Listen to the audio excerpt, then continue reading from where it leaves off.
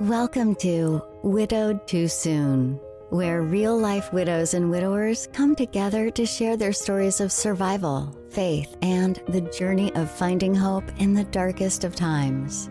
Whether you're newly widowed or have been on this journey for some time, each week we're here to provide you with inspiration, practical advice, and the reassurance that you are not alone. You were made to not only survive, but thrive. And now here's your host, a woman who has walked this path herself, who finds solace in writing, joy in speaking, and freedom in dancing like nobody's watching. Michelle Bader Ebersole. Welcome to Widowed Too Soon. This is Michelle Bader Ebersole. I am excited to be back for another week with another amazing guest. As you guys know, we've had week after week after week of so many wonderful stories, so many people that can help you in ways that I can't. And I'm so thankful that you guys know that there was a time when I wasn't sure I was going to continue this after Mark's stroke. And I'm really thankful that God gave me the vision. If you don't know, he actually gave me like a literal vision. I was walking in my room and I saw a picture of people with megaphones. Like I was giving them megaphones. And I know that was about the podcast and that he wanted me to continue and to give you guys voices. So I'm so excited to be here. Today, I am here with Evelyn Johnson Taylor. How are you today, Evelyn? I'm doing great, Michelle, and thank you so much for having me. Oh, thanks for being here. So first of all, I don't even know this. Where do you live? What part of the country are you coming from? I'm in Florida. Florida, nice, where it's nice and warm. We are snowing, like all the schools are closed today. Wow. Totally different, but what part of Florida? In the Tampa Bay area. Okay, I've been here awesome. now for a little over 20 years. We moved here from Maryland. I Okay, know what it's like to be cold, and yeah. I like this much better. Yes, me too. And the good thing about here in Washington, it's about once a year where I live. Like this will be our only snow probably. So, but it's like everything shuts down because we're not prepared for it. So, anyways, well, thanks for being here. So, I'm going to be learning your story right along with everyone. So, let's start from the very beginning. Tell us about your late husband, how you met him, like your love story, and what life was like with him. Okay, so my husband's name was Scott, Mm, and we actually met over the phone. We had cute. never seen each other in person. Oh, He called me. I was had lived in the Maryland area for a number of years. But I had left Maryland to go back to my home. My dad had gotten sick, so I was back there mm. helping my mother take care of him. And he calls me one day and he says, somebody gave me your number, said you'd be a nice person for me to meet. And I thought, oh, this is great. But right now I'm focused on what I need to do here. And I didn't expect to hear from him again. Mm-hmm. Actually ended up calling me like daily, sometimes Wow. times a day while I was in North Carolina. And he, after about 3 months or, well, probably 3 weeks of conversation, he asked me to marry him. And Oh, we had wow. met in person. That was before the days of social media. Right? We did pictures in the mail. And I believed that he was who he said he was. Wow. Yeah, and he asked me to marry him. And I went back to Maryland. A friend of mine was getting married. I went back to the wedding and met him for the first time in person, and he gave me a ring when we met the first time. Wow. That's amazing. Like that is it's so different. I mean, it's like today, but different in that there was no social media. You had to actually physically send the pictures. Wow, but you guys already knew before you met in person. Like, We did because he would pray with me on the oh. phone, and I had prayed about getting married. At Mhm. that moment, I was focused on helping my mother take care of my father, but I had prayed about getting married, and I had a list of what I was looking for in a potential mate, Yeah. and he checked all the boxes. That's awesome. So he asked you to marry him. Um, where did he live? Like he was close to you or far away? Well, What'd you say? he actually lived in Maryland, and Oh, okay. I had lived there for at that time probably for I can't remember how many years, and he'd been there for a number of years, but our paths had never crossed. And it was interesting Mm, that I would go all the way to North Carolina and then meet this guy from Maryland who yeah. lived in my area. But what that taught me is that when God has something for you, it's for you, and Yeah. it will find you True. where you are. So I don't Hmm. worry much now about things that I desire because I know that if they're for me, they're going to find me. That's such a good way to live. That's, where you're content where you're at, and God will take care of your needs and the desires of your heart and all of that stuff. So then what happened after he asked you to marry him? How long was it till you got married? Well, he asked me to marry him on my visit back to Maryland. And then, of Hmm. course, I had to come back to North Carolina because my assignment was there.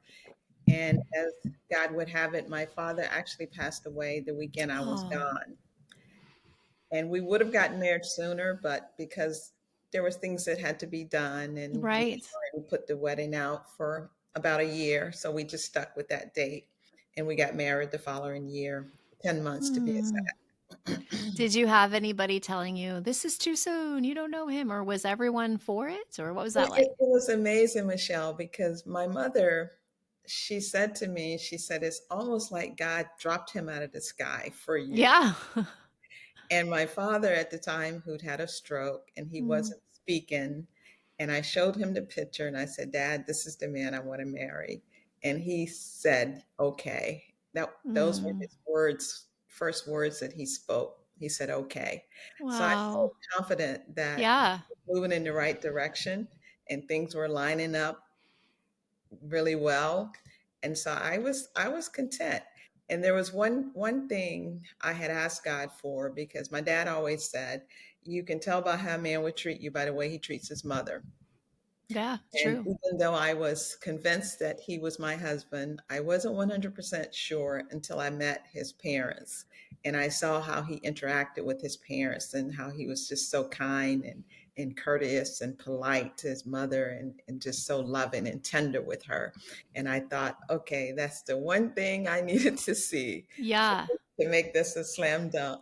And that's what happened on that visit when I Mm. went to visit him, his parents. Yes. And then you guys got married a year later. And then where did you live at that time? I was back in Maryland. Maryland. After Okay. my father passed away, I went back to Maryland, resumed my job and my life there.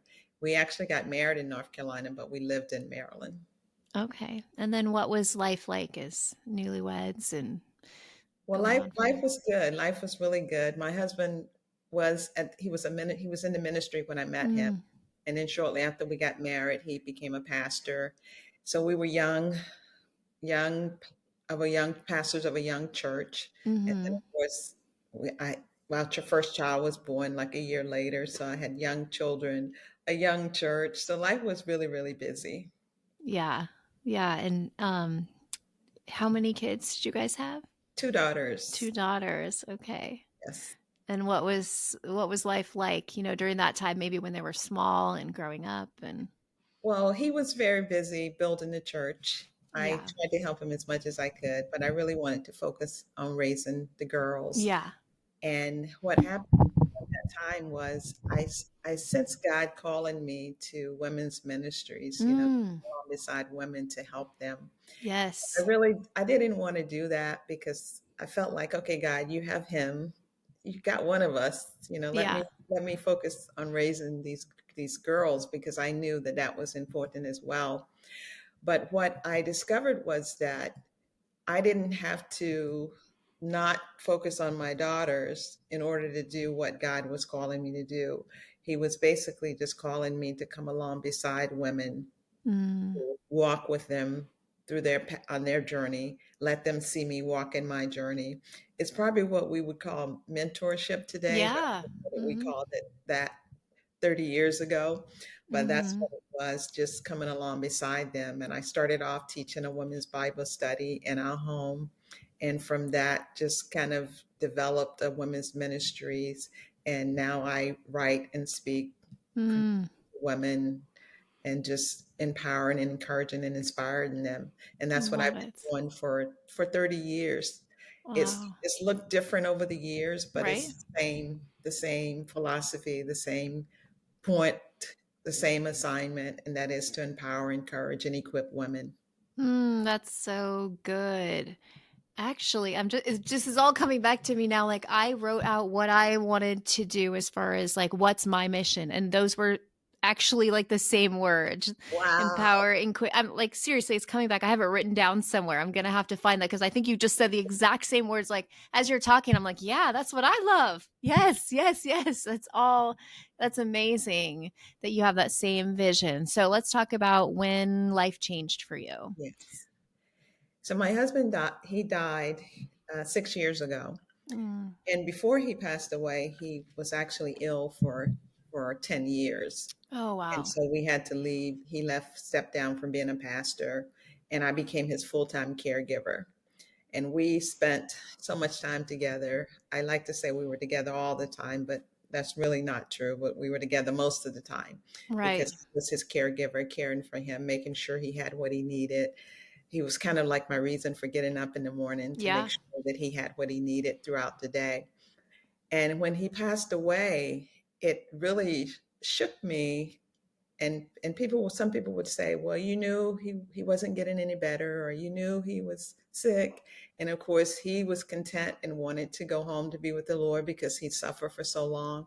But that didn't help me. The fact that, I mean, I was happy that he was out of pain, but the grief wasn't about him. It was about me and what I was Mhm. feeling, and Right. just what my life would look like on the other side of that.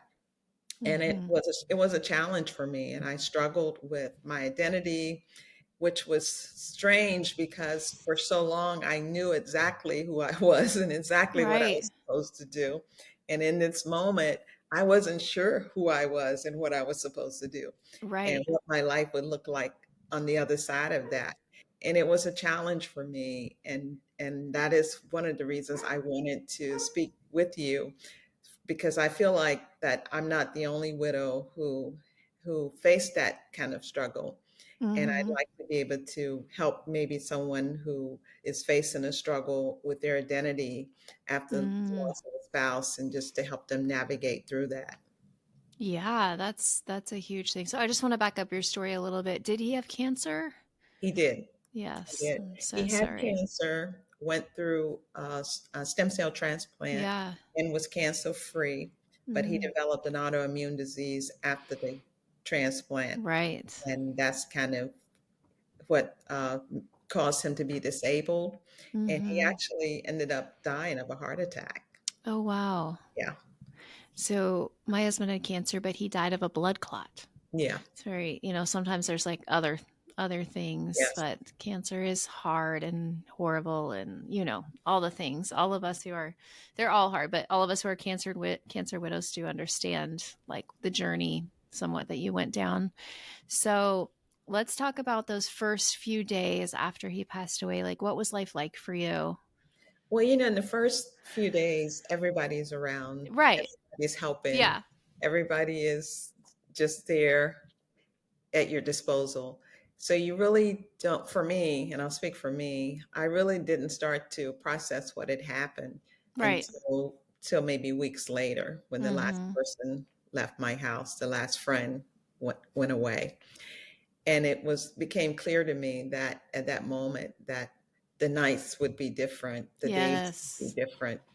I'd go to bed at night thinking he's not here, and Yeah. wake up in the morning thinking he's not here, and often wondered what other widows must have felt Mm-hmm. that I knew but never really thought about, because that had not been my story.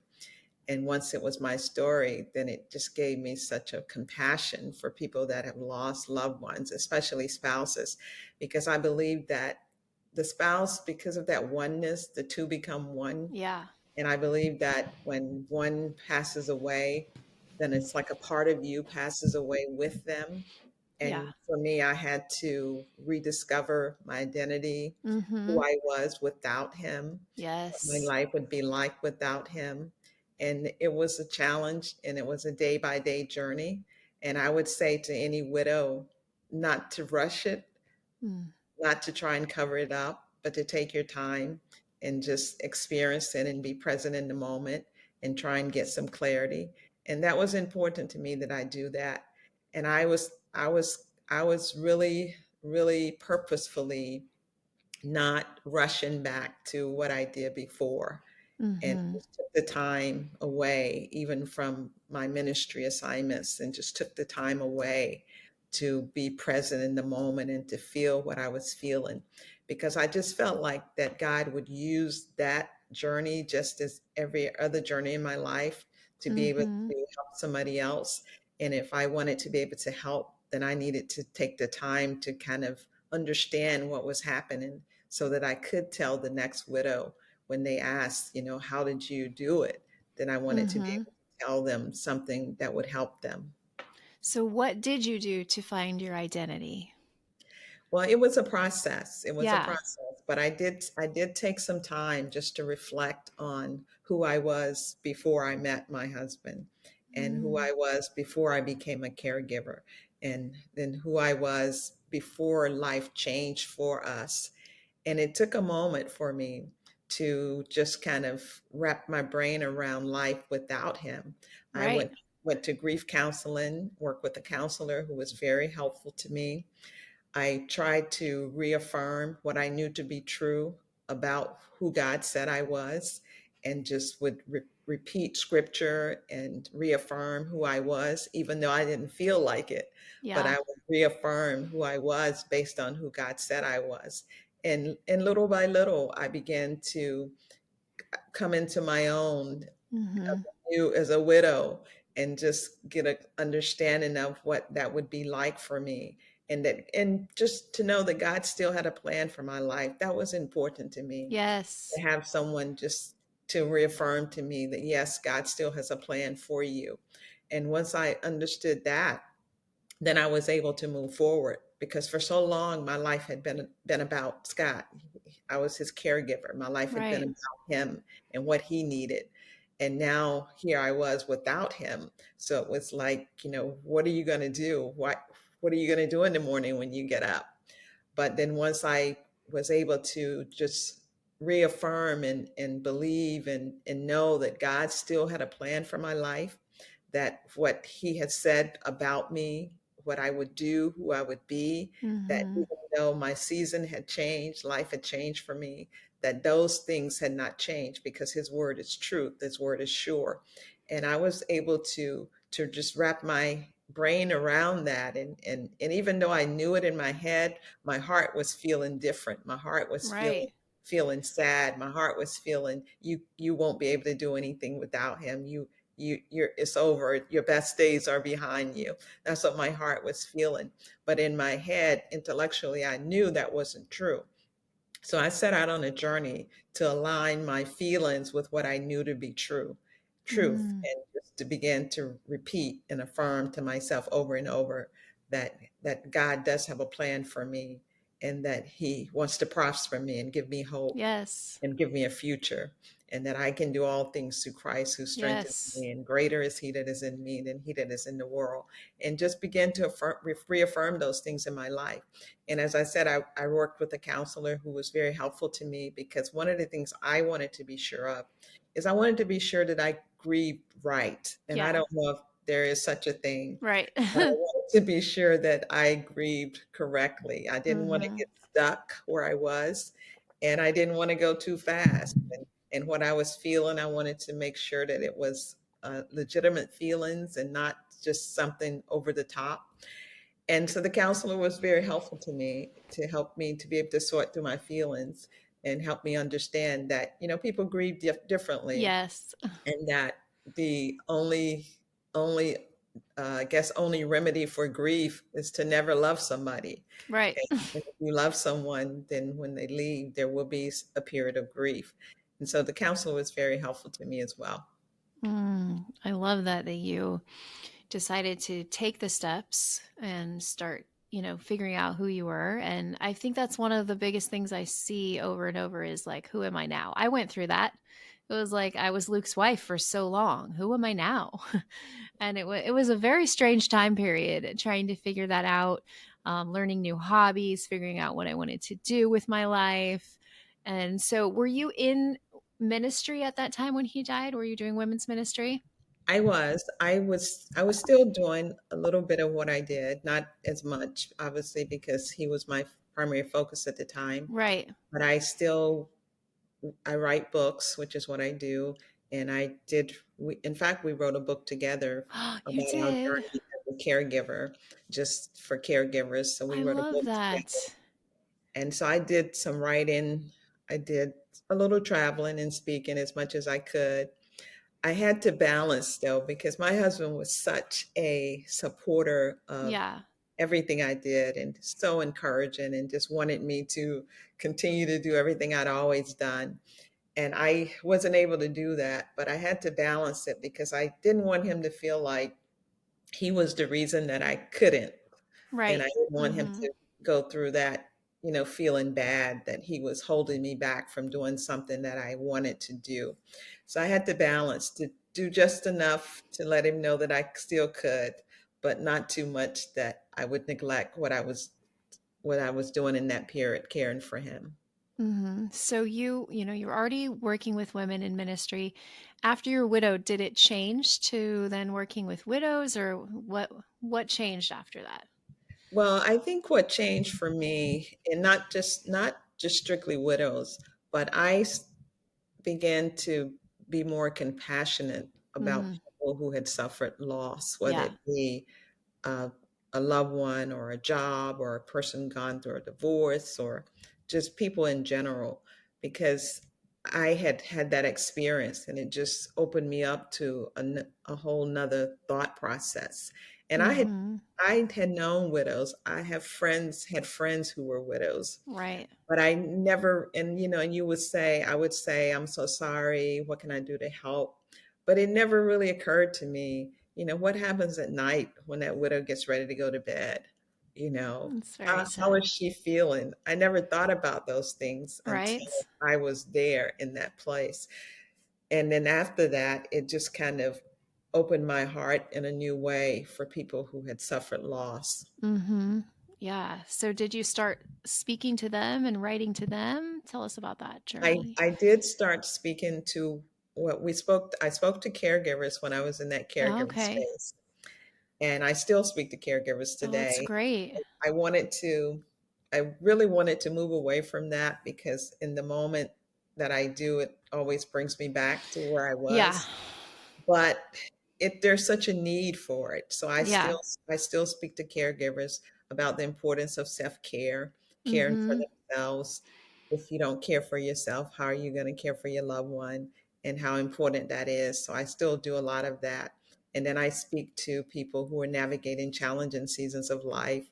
I wrote a book that was released late last year, In and Out of Season, which kind of journals my journey Mm. loss and just trying to help other people navigate those challenging seasons of life. So that has become a passion of mine, Yeah. although as a women are my audience, but I do enjoy sharing with men as well, especially those who've lost loved ones, because I know that grief can be heavy, especially in the beginning, and you really have to be intentional about taking care of yourself. And sometimes I think sometimes people want to get over it, they want to forget, so they want to move on, so they push it down.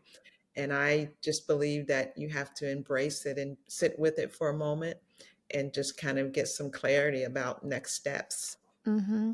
Did you say that he passed away 5 years ago or 6 years ago, six? So you were about almost in COVID too. So my husband was 5 years ago in COVID. So you guys were a little bit before that. we were before COVID. Yeah, that definitely made it difficult. We could only have 10 people at his graveside service, Wow. but Yeah. then a few months later we did have a celebration of life and we had it outdoors, so we were able to have hundreds of people. But I was just curious, it was the same time period. And then how were your daughters through all of this? Well, they both were daddy's girls. Yeah. And I always said that I think he loved them more than he loved me. Yeah. But that was fine with me. Yes. It was fine with me because Hmm. that was again something that I had prayed about when Yeah. I was praying for a husband. I wanted someone, and the Lord would give us children, that those children would love their father the way I loved my father. Mm. We had two daughters, and they were definitely daddy's girls. And Hmm. it was hard for me because I was dealing with my own grief at the same time, trying to Yes. watch out for them to make sure they were okay. And of course, even though they're siblings, they have two totally different personalities. Mm-hmm. Yeah, one's very sociable, the other one is not as sociable. Yeah. So it was challenging for me to be there for them and to take care of myself in the process. And they both were out of the home already when he passed away. And so they Mm. kind of went back to their lives, college and work. And so I didn't have eyes on them. So I Right. wasn't sure how they were doing. And I would talk to them and encourage them to seek counseling. And I think they probably did. But that was a concern because they were so close to their father. Right. Yeah. My daughter was definitely a daddy's girl. And I think my biggest grief right now is for my kids and the moments, Yeah. we had all of them get their driver's license, high school Yeah. graduations, going to college, All like those things that he all the missed. things. Yeah. Yeah, that's, I think, the hardest part. Yeah. Um, My oldest daughter got married in 2020 during COVID. oh gosh. And that was something that was hard Yeah. because that is, and when she came to me, and because she wasn't even the guy she married, she was not dating him Mm-hmm. when her father was alive. She started dating him after he passed away. And he came to me and said, we're serious and I want to ask her to marry Mm-hmm. me. And I was in no way prepared for that conversation because that's a daddy's conversation that a Yeah. father would have. And I didn't know what to ask, what questions to ask, and what should I be looking for. Right. So that was kind of interesting. But thankfully, God blessed her with a wonderful husband and they're doing well. But yeah, all those things that he misses out on and Mm-hmm. always that memory, oh, daddy would have really liked this, or he would have been happy, or he would have loved to have met your husband, or he would really like your husband. Right. I know those are hard, all of that stuff. Um, what advice would you give to a brand new widow? We call them baby widows. Yeah, I would say again, everyone grieves differently. And I think there's a lot of things to consider. But I would encourage any widow to take her time, Yes. not be in a rush to get past it and not wanting to push everything aside, but to take her time and grieve and do whatever she needs to do. Because Mm-hmm. grief is it's not about the person who's left, it's about the people who are left behind. Yeah. And so I would say take your time and surround yourself with people who can support you in the journey Yeah. and be kind to yourself, be gentle with yourself, don't be hard on yourself. I would look in the mirror and say I should be further along by now, but the Mm-hmm. reality is we don't there's not really a timetable. That's right. Everyone moves at their own pace, so be gentle with yourself and be kind and practice self-care. And if people are around you who offer to help, let them. Yes. Say That's yes. so true. There are a lot of people like, no, they don't. Yeah. You need to let people help you and be specific on what you need. Yes. And I like to educate people that are like trying to help people grieving. Don't say, let me know if there's anything I can do for you. You Right. need to be specific and say, I'm bringing you dinner. I'm taking your kids. Because the person grieving has no idea what they want or need. That is so true. That's good, Michelle. And I used to say that, and I still do to caregivers too, because sometimes people will ask the caregiver, what do you need? And caregivers, Yeah. they're so overwhelmed. Right. Sometimes they don't even know what they need. So I would say to them, if you think of something that you need, just start writing a list, write a list, Mm-hmm. keep it handy. So when somebody asks, what do you need? Just pull out your list. Because most people, I think, grief or caregiving, they will help you if they know how they can help you. Right. They just don't know how. And sometimes I know in grief, people will say things like, well, he's in a better place. Mm-hmm. And that's true. He is in a better place. He's in heaven. But that doesn't That's not help helpful. me. It's not Right. helping me. It's not about him. It's about me. So That's I'm the so one who true. who's grieving. Of course, he Mm-hmm. has fullness of joy in the presence of the Lord, but I'm left here to live life without him. So, Yes. as you're saying, be careful what you say, and be able to tell people what you need, or just tell them what you're going to help them with, because sometimes Mm-hmm. you can't put into words what you need. The needs are Yeah. just so great. And grief, it takes a lot of energy to grieve, Mm-hmm. and it can be overwhelming, exhausting, Mm-hmm. and you may not even feel like picking up the phone and calling someone. But if somebody just shows up and have what you need, then Perfect. that's perfect. Yeah. Yeah, that's great. So I teach grief recovery method classes, and one of the things we talk about are about things that people say they might be intellectually true, but they are not helpful. Like they don't help you. And that's one of them that we talk about. He's in a better place. Yeah. Yes, we Okay. know that, but it's not helpful. There's a lot of things that people say. And I always say, let's try to listen to their hearts and not their words, because Yeah. at least they're trying. Like it bothered me more when people didn't even say anything. Like, let's just Well, address that's that the this other is, thing. yeah, Sometimes people will say, like, I was gonna I was gonna call you. I know it was Scott's birthday. I was gonna call you, but I didn't want you to be sad. And like, I'm already sad. right? It just means you care. Like that's one of the things that shocked me is that so many people didn't reach out, like especially like more years that go by, like on the death anniversary or my anniversary. I've got a couple of friends who always remember. In fact, one of my really closest friends, shout out to Melissa, she brought me flowers this year on my um would be no, it was on Luke's birthday, December 30th. She just brought flowers by because she knows it was a hard day. Like I love those friends who do that. My best friend, like she forgot the first year, the death anniversary, even though she was there with me. And so I said, can you just please put this in your calendar? And now she remembers every year.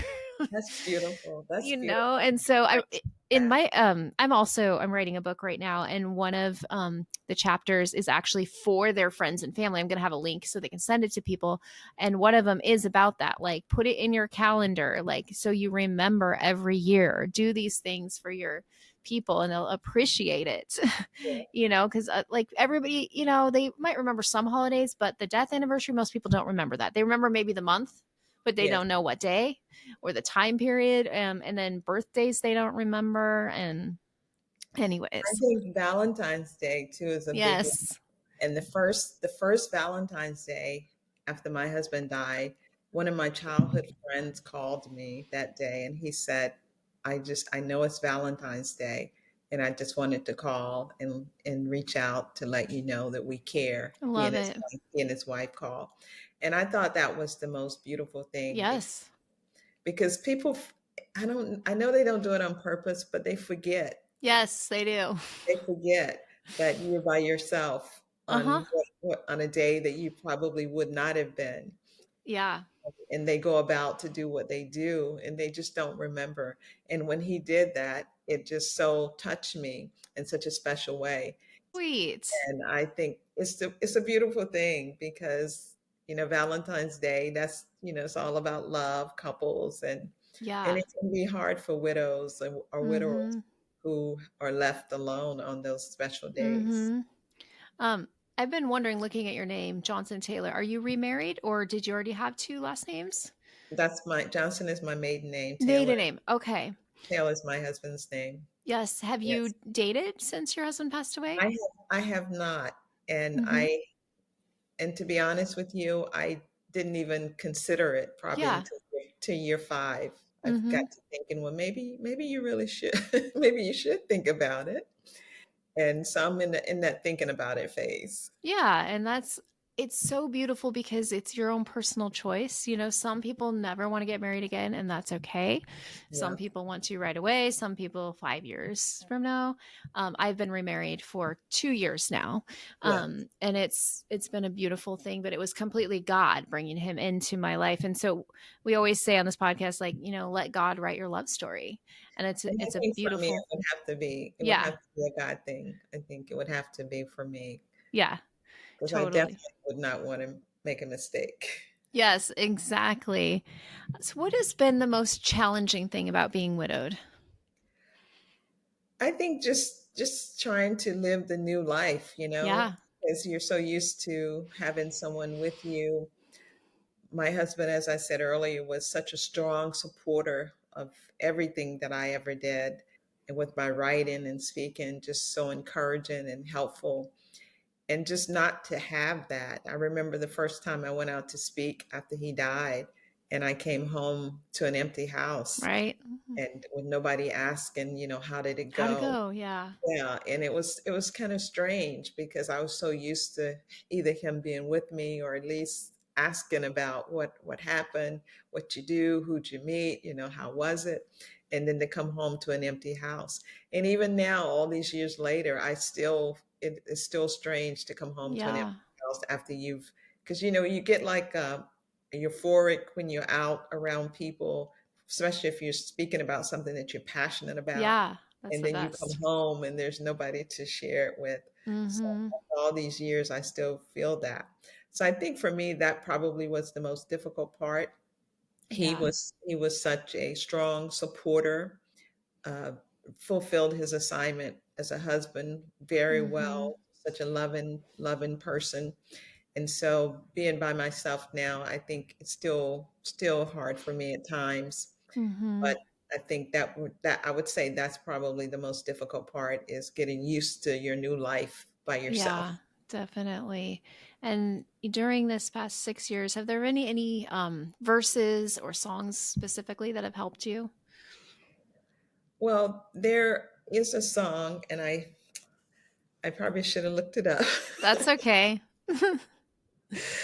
but the scripture has helped me tremendously, just Mm-hmm. reaffirming God's love for me, and Mm-hmm. that He knew when we married each other 27 years before. God knew how long that marriage would last, Right. and the fact that my husband died and God knew that tells me that, and I don't mean to sound cold, but it tells me that I can fulfill and do what it is that God Mm, has called me to do without my husband. right. Because if I couldn't, then he would still be here. So Mm-hmm. just knowing God's word and pondering those words in my heart, what the Lord says about me and who I am, and just believing and trusting and praying and being confident that that has began a good work in me, he will complete it. Yes. And just standing strong in my faith, that has been what has helped me the most. So good. So I want to talk more about your book that just came out. So what inspired this? Tell us more. I know it's your story, but can you tell us a little bit more what it's about and show us for those of us who are on video? Well, this is the book, In and Out of It's Season, beautiful. Thriving in Life's Transitions. And I actually started to write this book 8 months after my husband died. I Mm, started writing this book. And I was at a writers conference and pitched the idea to a couple of different publishing houses. And they all said it was a great idea. And this one acquisition editor I spoke to, she said, you're going to learn so much more as the years go on. She said, you're a brand new widow. You're going to learn a lot more. And boy, was she right. yes. And so it took, even though I started writing it 8 months after he passed away, it took almost 6 years to get it Mm-hmm. to publication and get it in my hand. And I feel like one of the reasons the Lord allowed that to work that way is because the time that I spent in those 6 years well, not only did it give me credibility as to what I write about, but it increased my faith, gave me strength physically, emotionally, spiritually, to be able to stand and talk to people who have suffered loss. Because in those early days, I don't know about you, Michelle, but if somebody looked at me, I would start crying Yeah. in those Yeah. early days. Uh-huh.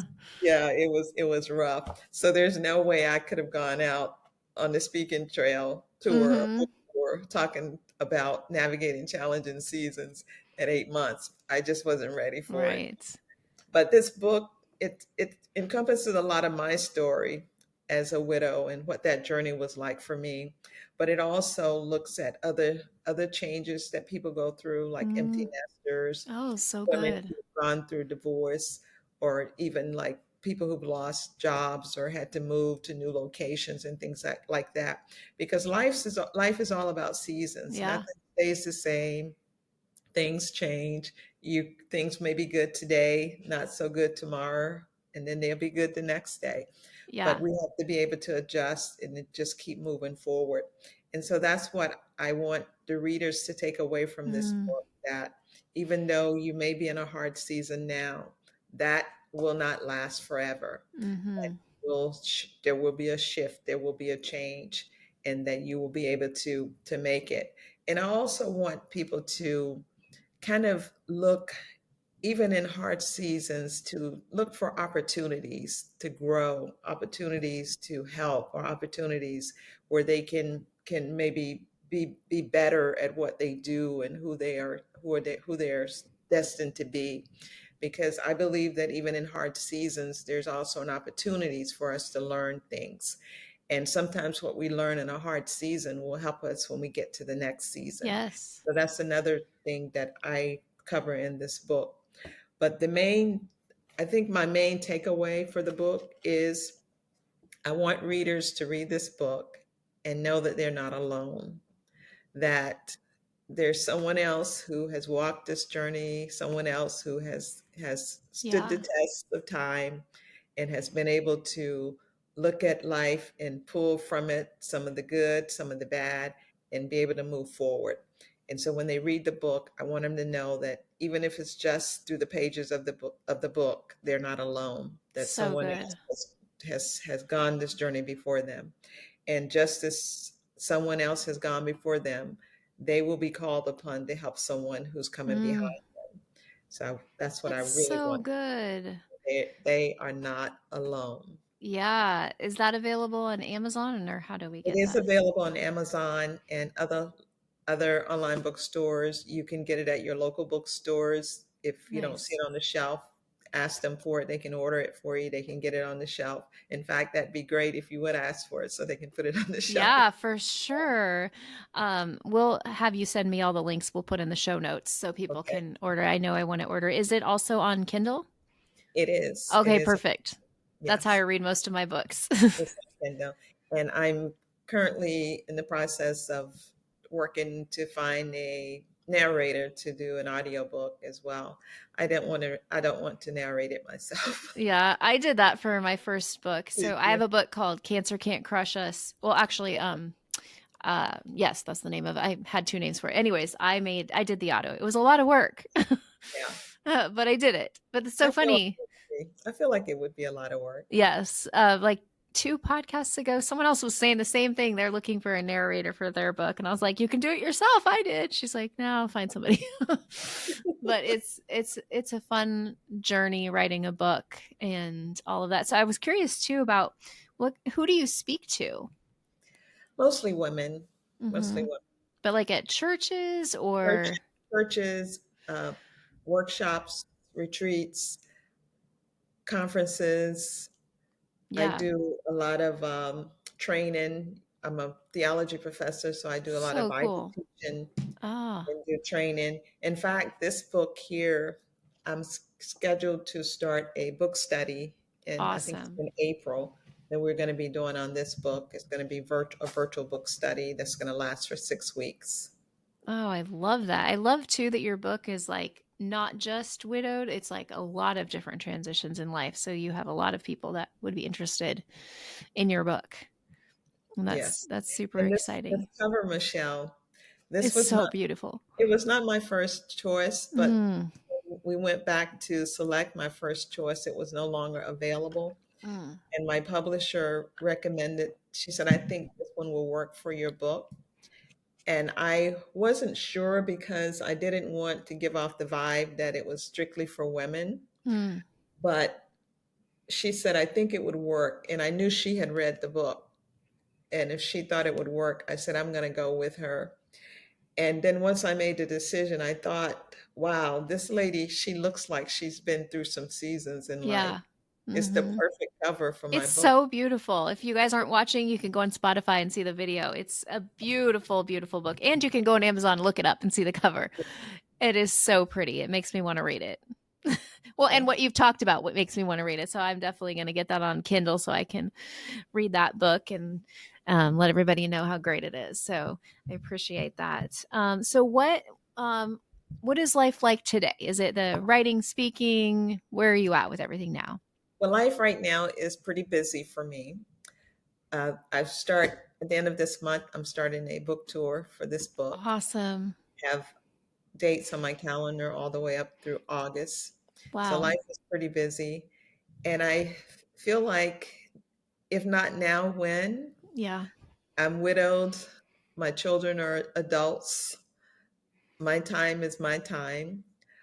I teach theology part time, or I'm an adjunct professor. Awesome. I don't always have classes. So this is like the perfect time for me Yeah. to do this. So I'm very excited about the opportunities and the doors that God has opened for me to go and share the message of this book with readers. Yeah, that's so exciting. Like you do everything that I love doing. That is like my dream. I've spoke a little bit, but then I'm just starting to get booked more. At widows conferences and stuff like that. And I'm absolutely loving it. Like it's my favorite thing. And when Luke was sick, I spoke about my book about Cancer Can't Crush Us. And I spoke to people about cancer and going through that and finding peace amidst that. And then I put everything down, while he was sick and he died. And now I'm trying to pick it back up. Everything that you talked about I was like, I went through that. So I started a book maybe 6 months after Luke died.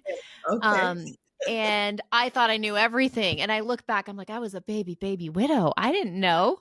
Right. Right. And now I'm finishing it almost 5 years later. And I'm like, I'm reading back on some of my early stuff. I'm like, I'm so glad I waited because Yeah. I did not know nearly what I know.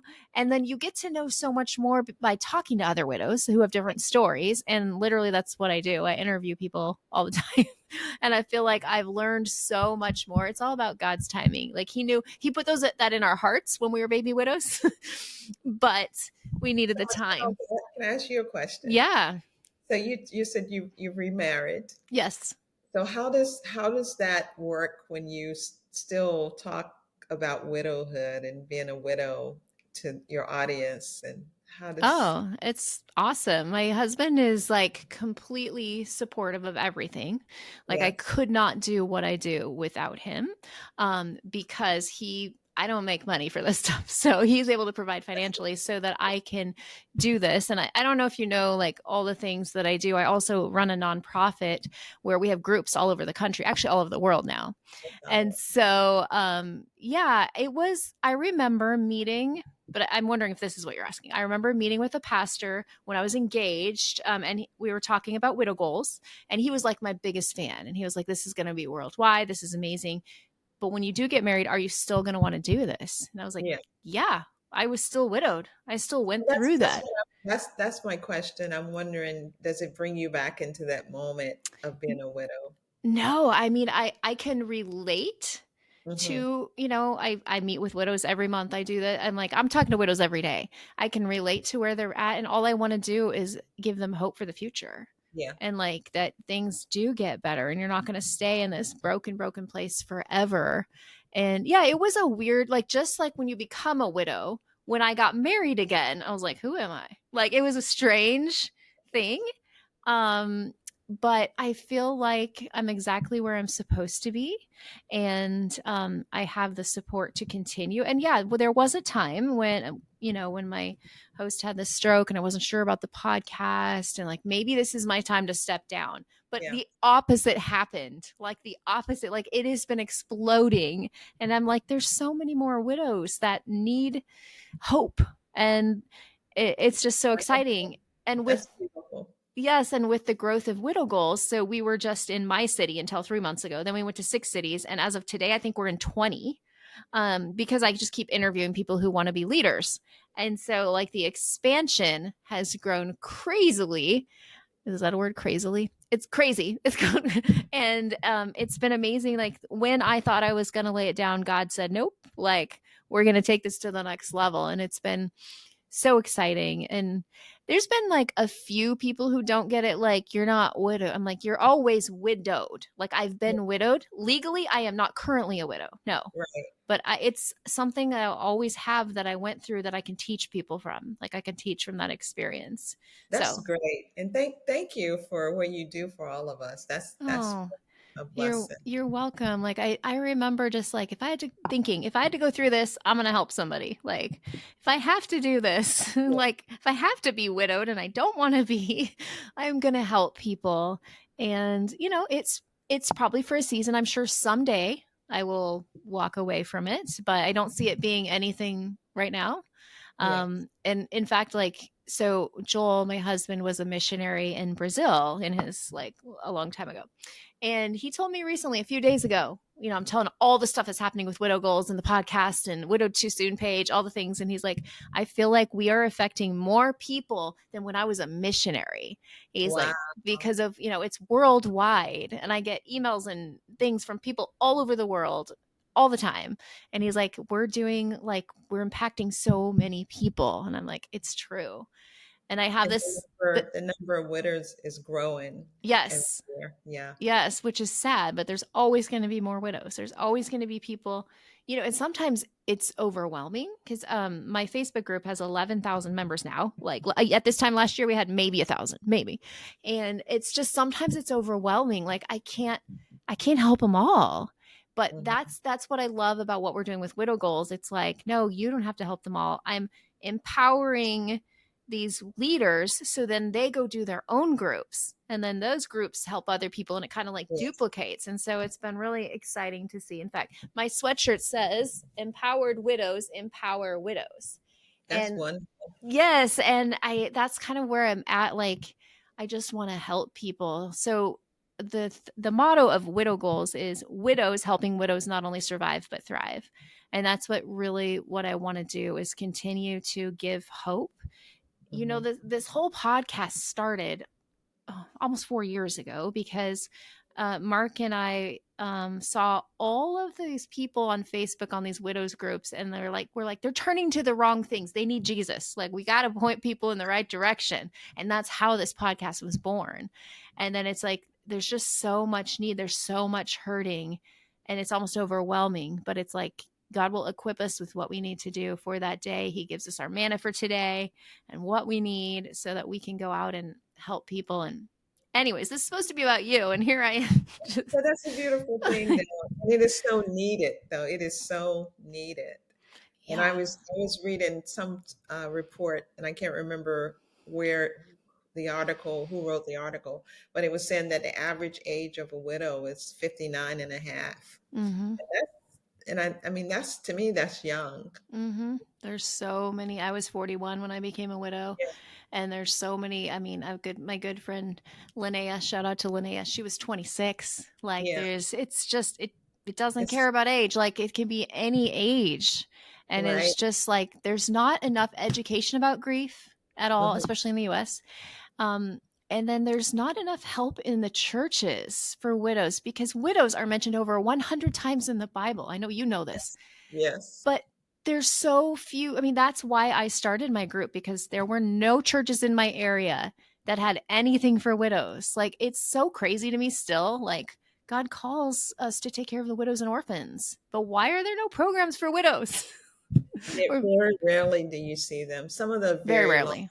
large ministries, some of the large ministries will have, but even then, I think they are so secret, they're so hidden that you don't, Mm-hmm. unless you ask, you don't know. Right. And what we want to do with Widow Goals is we're providing support. When we hear of a new widow in our area, all the widows that are already part of my group, we sign it for the new widow and say, we're Yeah. so sorry for your loss. Can you imagine how that would feel, like, to get a card full of signatures from widows? Like, Yeah. hey, and we're here when you're ready. Here's Been when we there meet. You because they've know, been there, and they know what it's yeah. yeah. And so that's what I want to provide, this community of people who get it. I know you've probably been with a group of widows, and there's just something about other widowed people who Mhm. get it. And it's Yeah. really special and beautiful. And God really loves his widows and wants to take care of Yes. them. I've seen He's it a over and over. he's a defender of widows. Yeah, Yes. that was another scripture that helped me too, Mm, because I I wondered, who's going to look out for me now? Yes.